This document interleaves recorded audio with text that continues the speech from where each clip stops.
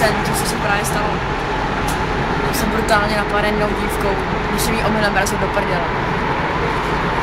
Jsem opravdu zvěděl sehnal.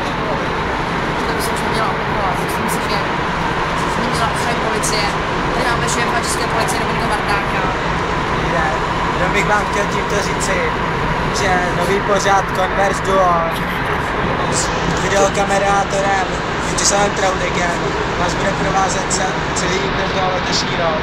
Děkuji. Myslím si, že si budeme se jenom se obídat těmito případy. Jsem prostě brutálně napaden. Normálně jsem do ní vrazil do prdele, nechtěl jsem. Ona mi chtěla zavolávat do parchantu. A ať se vám dávat pozor, takže chtěl bych řídit, ať se dává pozor ona, že je normální parchant. Děkuji.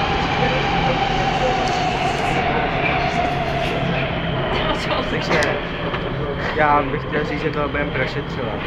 Rozhodně to nenecháme jen tak a těším se na další díl.